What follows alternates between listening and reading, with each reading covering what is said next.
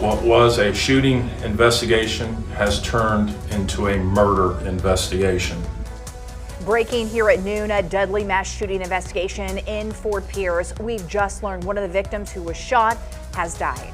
The shooting happening yesterday during a family event for Dr. Martin Luther King Jr., a day that was supposed to celebrate peace and coming together. Good afternoon, I'm Nathalie Pozo. And I'm Erin Guy. Thanks for joining us here at noon. We have live team coverage for you. Our Terry Parker joins us live from Lawnwood Hospital.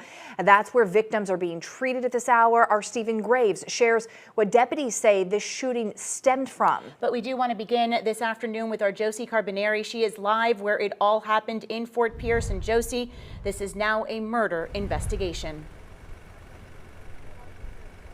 That's right, and that's because we just learned from investigators that 30-year-old woman has died. She was here at the event yesterday with her 6-year-old daughter. As for the other 7 victims who were shot, they are expected to survive. But as of this afternoon, there is still no suspect that has been named, no arrests that have been named.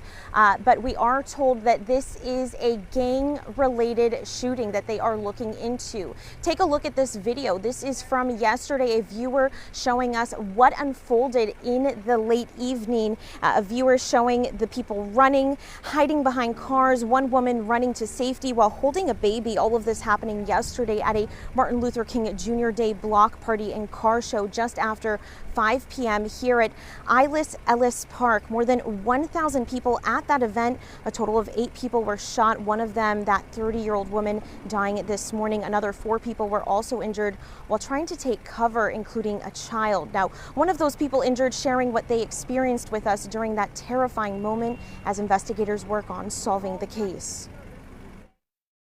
It was boom, boom, boom, boom, boom, like just constant. At that point, I kind of like got down, tried to get some type of shield of protection, but in the midst of that, I seen a dude right here holding his chest, and I ran over here to try to rip his shirt off and help him as much as I can. And while I was doing that, another round of gunshots came, and I got up and ran, and that's when I got stumbled on. I just seen people just down, like on the ground, kids, babies. It was a lot of people. If you are thinking of or are hiding, supporting, protecting, aiding, helping in any way, any suspect, anyone involved in this heinous incident, then I can assure you that we will arrest you and we will charge you to the fullest extent of the law. And investigators do say they have some leads they are following up on. Anyone with information regarding this case is asked to contact Crime Stoppers. Reporting from Fort Pierce, I'm Josie Carbonari, WPBF 25 News.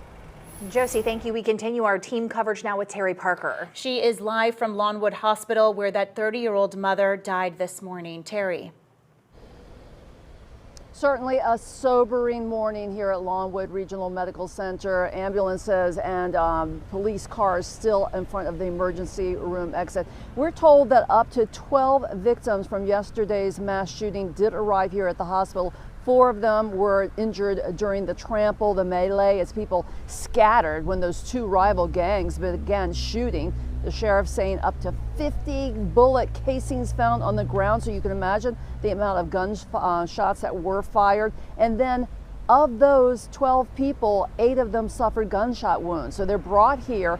Obviously, some are in traumatic situations. Some, we don't know the extent of their injuries. We do have a call into the hospital to talk to the surgeon right now and find out exactly how they were able to treat all of these people at once and how much of a it just must have been like a code red situation here at the hospital. We do know that that 30-year-old mother who grew up right here in Fort Pierce and was at that MLK event with her 6-year-old daughter has now passed away, making this a homicide investigation. We're going to be looking more into finding out who exactly that woman is, how her life came to be so abruptly shattered and ended, what is happening with her daughter, and if she has any other children that might be also impacted by this terrible and unexpected shooting. We'll be on the story all day, and I'll be bringing you the latest as far as the victims, what the doctors have to say, and any other information that we can uncover.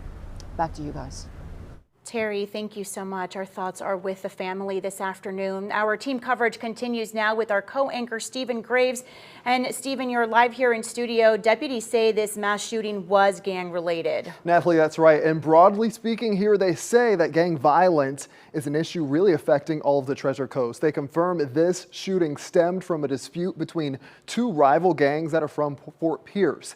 And we know, again, that video, the scene just shows chaos there, all during an event honoring Dr. Martin Luther King Jr., multiple kids there.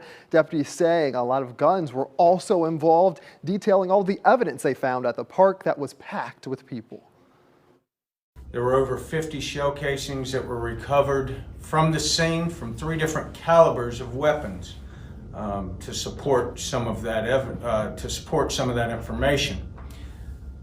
Let me be clear that our detectives are working around the clock. So as you can imagine, a lot to sift through here. Deputies are manning a hotline for tips to come in as they search for any suspects.